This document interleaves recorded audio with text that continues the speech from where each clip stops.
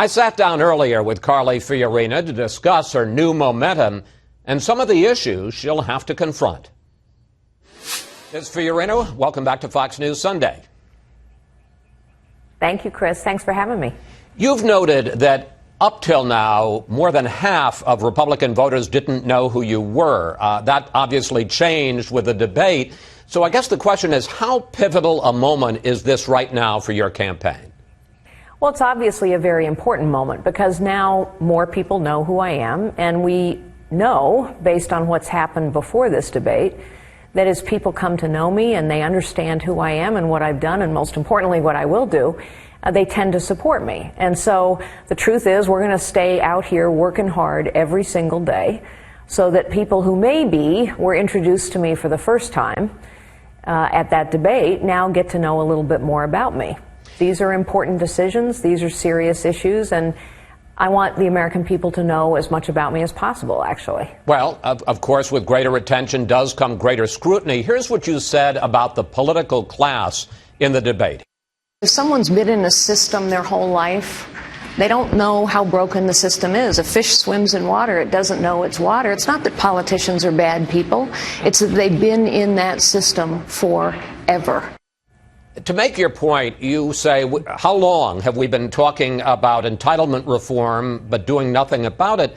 But Ms. Fiorina, isn't that really less about being part of the system and more about the fact that there are really, sizable, real differences between Republicans and Democrats? How would you, as president, get those two sides, which both have their point of view, to compromise? There are some real sizable differences, for sure. And the way, I believe, to bridge differences, the way to negotiate a good deal, and a lot of politics is negotiation. I've done a lot of negotiating in my life.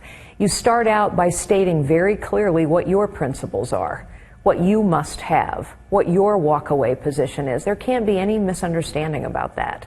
It can't be everything, but it has to be some things. And then you enter into an open-minded spirit of collaboration about everything else and try to find common ground. That's how I would work with members of Congress. On the other hand, Chris, there are some issues about which there really is broad bipartisan agreement, and yet nothing gets done. How long have we been talking about broad bipartisan reform for tax reform? It doesn't happen. Everybody says they want to secure the border. It doesn't happen. Everybody says our VA is a scandal. Nothing changes. So there are a lot of things about which there is actually agreement, and nothing is happening. I think it's fair to say your biggest moment of the debate was when you called for the defunding of Planned Parenthood. Here that is.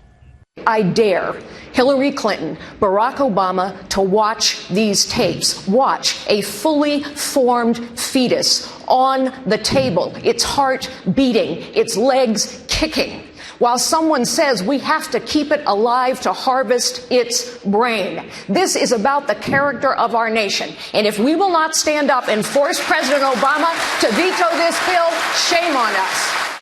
First of all, do you acknowledge what every fact checker has found, that as horrific as that scene is, it was only described on the video by someone who claimed to have seen it? There is no actual footage of the incident that you just mentioned.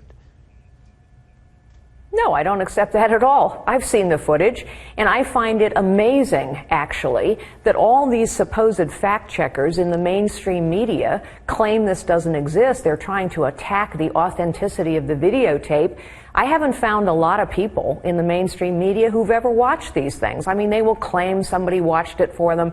I will continue to dare anyone who wants to continue to fund Planned Parenthood watch the videotapes. And anyone who wants to challenge me first is going to have to prove to me that they watched it.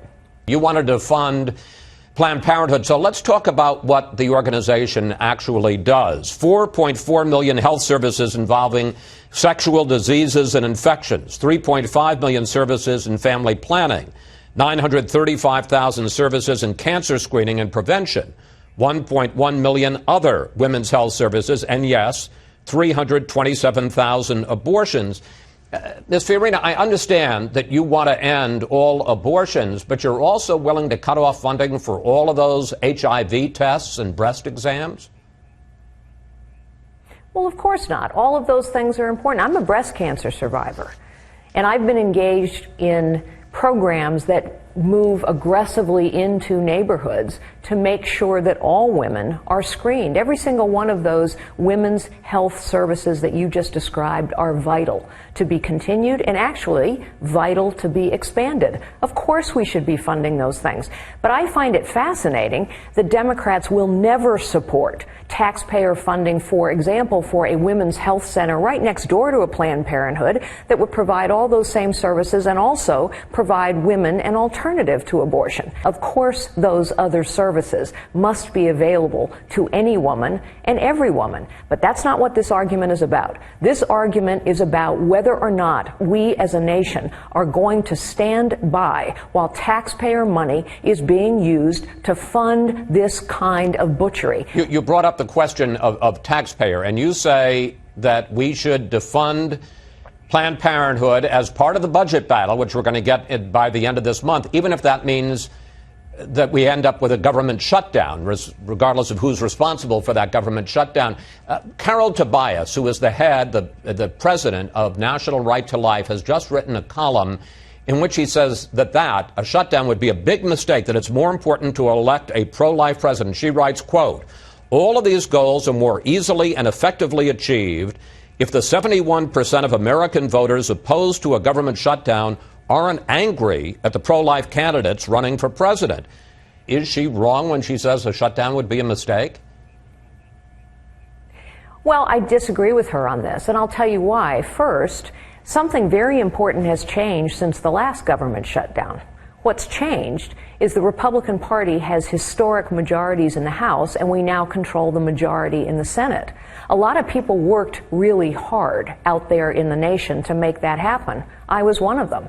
And I think people worked hard because they expected a change based on that majority. And I do think that people want to know, what do we stand for? What does our party stand for? What do I stand for? And I will say, once again, President Obama can explain to the American people why it is so important to him to continue to fund this organization that no one denies is engaged in this kind of barbarity. Ms. Fiorina, finally, I want to talk about your record as the CEO of Hewlett-Packard, which you know will be a big issue in the campaign. Back when you ran for the Senate from California in 2010, Democrats ran an ad against you, which a lot of people think sank you. Here it is. Fiorina shipped jobs to China, and while Californians lost their jobs, Fiorina tripled her salary, bought $1 million yacht, and 5 corporate jets. I'm proud of what I did at HP. Question, why won't those same facts, 30,000 layoffs, a 45% drop in the value of HP stock, why won't those sink you again, ma'am? Well, first of all, politics is so often a fact-free zone, and that ad is very misleading in many ways. And yes, all that's going to be brought up. So, of course, it's important to remember that I led HP during the worst technology recession in 25 years. The NASDAQ, the technology heavy stock index, dropped by 80%. It took 15 years for that stock index to recover to its dot-com boom highs. But if I may, Ms. Fiorina, if I may, though, you're kind of selective because you're saying where the stock was. The NASDAQ dropped 80% in 2003. By 2005, when you were let go, it had only dropped 23%, which was only half of what HP stock had dropped at that point. You were twice as bad in terms of the stock price as the market was in 2005. Yes, and that technology-heavy stock index dropped again. So I think if you look at it over 15 years, you will see that what I'm describing is correct. You know, there are people who look at a stock one day at a time. I never led that way. The job of a chief executive is to build sustainable shareholder value over time. That is what we did. The hardest thing for a chief executive to do is to tell someone that they don't have a job anymore. And that's why we provided the richest severance packages in the industry. It's why we provided employees with counseling so that they could go on and find another job. But when you have a big, bloated bureaucracy that costs too much, that is becoming inept, and by the way, that's what we have in Washington, D.C., then there are some jobs that have to go away. And I will say, as President of the United States, 256,000 baby boomers are going to retire out of the federal government in the next 4 or 5 years. I will not replace a single one.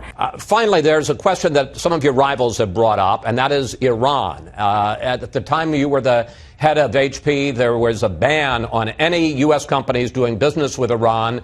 But while you were the head of the company, a European subsidiary of HP sold hundreds of millions of dollars of computer equipment to Iran. And the SEC ended up investigating HP for what it said was violation of the sanctions against Iran. How do you respond to that?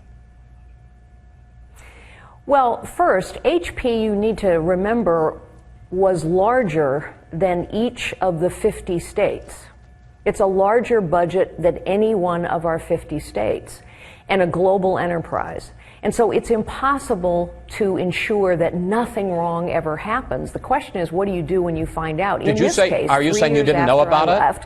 3 years after, in fact, the SEC investigation proved that neither I nor anyone else in management knew about it. And the facts of the matter were, the European subsidiary apparently was doing business with another company in the Middle East. That company was doing business with another company that was doing business with Iran. And when the company discovered this 3 years after I left, they cut off all ties with those companies. The SEC investigated very thoroughly and concluded that no one in management was aware. At the time, that company that was making the sales to Iran, and you were the CEO of HP at the time, was named the wholesaler, HP's wholesaler of the year.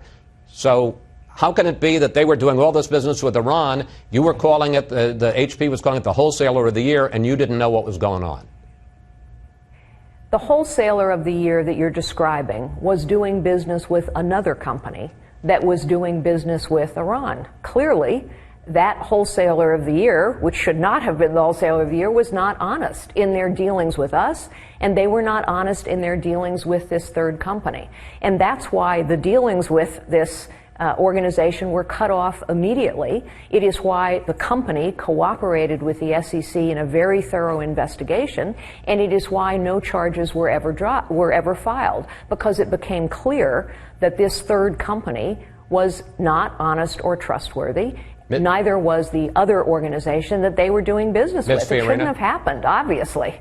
Ms. Fiorina, we're going to have to leave it there. Thank you so much for talking with us. Okay. And safe travels on the campaign trail. Thanks, Chris.